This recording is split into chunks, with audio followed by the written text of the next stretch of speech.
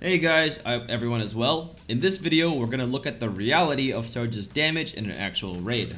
So in my last video, I showcased the comparison of Surge's DPS versus remaining energy, and I've been getting questions regarding how possible or unlikely this is in an actual raid due to boss movements, patterns, invulnerabilities, landing back attacks, and so on.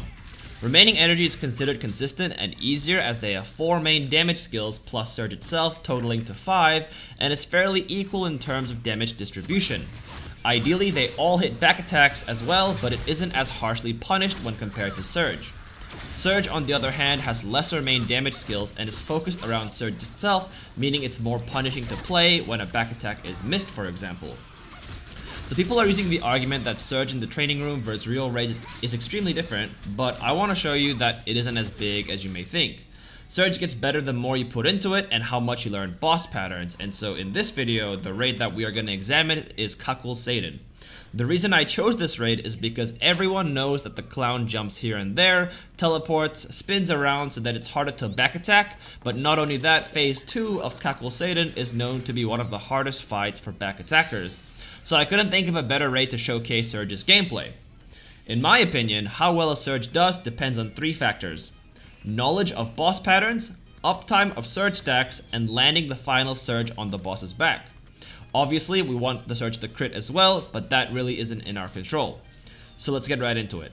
I'll be talking over the raid with my own thoughts and commentary. So starting off in phase 1, I already know that the boss will stay still for a short while, so I start stacking right away. After using my Surge skill on his back, I actually missed my Void Strike to replenish my 3 bubbles, so I use my Awakening immediately to go fill it back up. I move behind the boss when I need to and try not to lose any time stacking for my uptime. So I noticed that the boss starts his stagger phase right after the flames right here, and so I use my Void Strike to stack until 20, wait for the stagger to finish, throw in my Dark Bomb, and use my Atropine before surging for maximum damage. After the flames that he throws out, I noticed that he does his Hammer Dash pattern, and I know he will do this twice. So knowing this, I stack up and wind cut in the direction that he will walk into, wait for him to get past me, and then throw out my Surge on his back. Right here is a mechanic of the phase, so this is kind of like a time waster, honestly, just to get everyone through this one phase. So the boss throws out his patterns here and there right before he's about to disappear. I throw out another Surge. This keeps going on until we clear the phase. And so I'm going to cut it early because I really want to show phase 2 where it's known to be really hard for back attackers.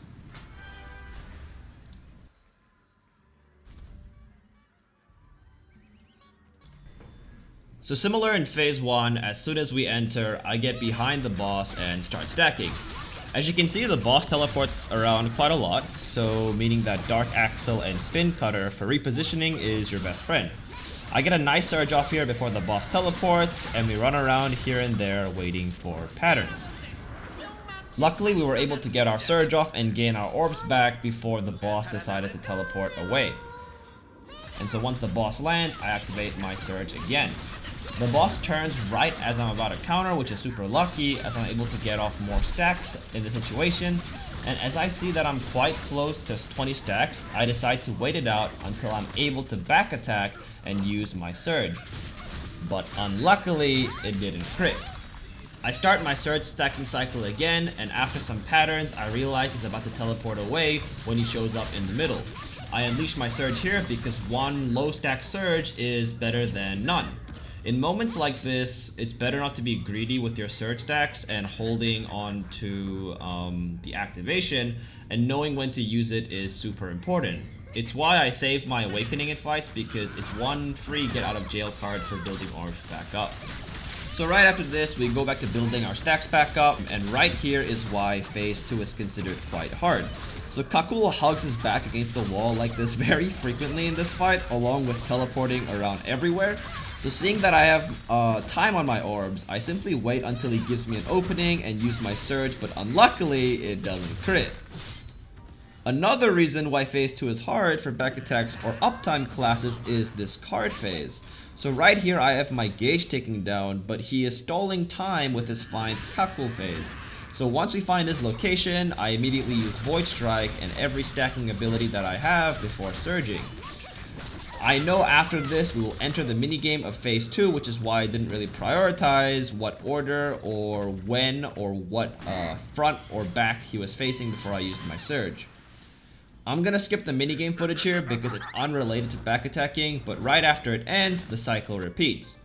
I look to gain my gauge back first with Maelstrom, Void, and Soul Absorber because Kakul does another time wasting phase.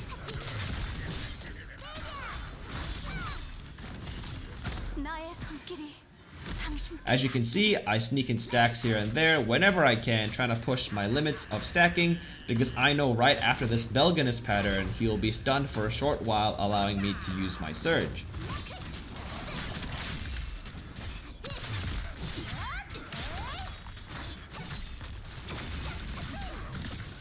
Right as I activate surge again though, he disappears into the cards again.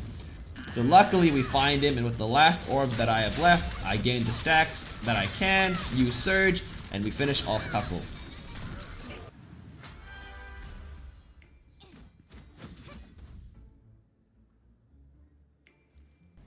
So now we have the last phase. Again, as soon as it starts, you just gain your orbs if you need to, and start stacking back up. So try to hit his back as much as possible, and once I hit around 16 stacks, I realized that he's about to do his fart pattern, where he knocks everyone around him backwards. So knowing that he will stand still during this animation, I use my surge, gain super armor, and land a back attack. So unluckily, there's no crit, man. But regardless, uptime is everything, so just push forward. This phase isn't as bad for back attack since the playing field is actually a bit bigger, but I want to mention something. So as I'm going for my third rotation of Surge, I'm building up towards a 20 stack one, and as I prepare the maximum damage by throwing a Dark Bomb and using Adrofin before surging, right before it lands, he does his Albion pattern and disappears. Pain. And there's nothing much else that I want to show for phase 3, as right after the Showtime pattern, my party pretty much goes into full DPS mode and starts beating him down. And so right there again, I know he's going to stay until after he does his little spin, so I use Surge right there. All in all, I didn't want to make this video too long, but just to showcase a future Legion raid NA and EU will be getting, and show in reality the difficulty of Surge. So like I've mentioned many times, Surge gets easier to play the more you play it, and it will reward you more and more as you get used to these Legion raids and the boss's patterns. So I'm not trying to dissuade you from playing Remaining Energy over Surge, but correct the idea that some people seem to have, where Surge is so hard to play in later raids, where it's not even worth going the engraving in the first place. I chose this raid intentionally because it's known to be hard for back attackers rather than something more relevant for NA and EU like Volten, because the boss is bigger and more of a stationary target. So I hope that gives you guys some insight into Surge's playstyle in the later raids. If you guys have any questions, leave them down below, and feel free to check out my Twitch in the description as well. So thanks so much for watching guys, and I'll see you guys in the next one. Bye!